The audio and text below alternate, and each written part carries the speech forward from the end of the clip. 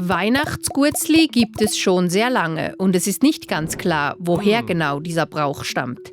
Es gibt zum Beispiel diese 3 Geschichten dazu. Guetzli als Opfergabe für böse Geister. Die Kelten lebten vor mehr als 2000 Jahren und glaubten, dass rund um die längste Nacht des Jahres Geister umherirrten, um ihnen und ihren Tieren zu schaden. Diese fiesen Geister wollten sie besänftigen und buken dafür süßes Gebäck in Tierform, um es ihnen zu opfern.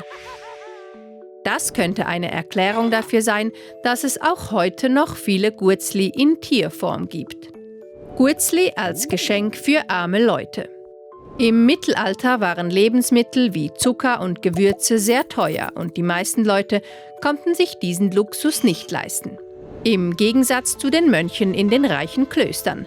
Zur Weihnachtszeit buken sie in Gedanken an Jesus Christus feinstes Gebäck mit teuren Zutaten wie Zimt oder Kardamom. Oft verteilten sie dieses dann an die Armen, um ihnen so eine Freude zu bereiten. Guetzli als Leckerei zum Tee. Ab dem 18. Jahrhundert verbreitete sich in ganz Europa immer mehr die Kultur des Teetrinkens, die ursprünglich aus England stammt. Die reichen Leute aßen dazu gerne kleine, flache Gebäckstücke. Zur Weihnachtszeit wurden diese dann besonders dekoriert, zum Beispiel mit Marzipan, Nüssen oder Schokolade. Im Laufe der Zeit konnten sich dann immer mehr Menschen zur Weihnachtszeit solche Leckereien leisten.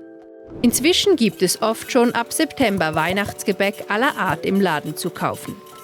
In vielen Familien ist es außerdem Tradition, Guetzli selber zu backen.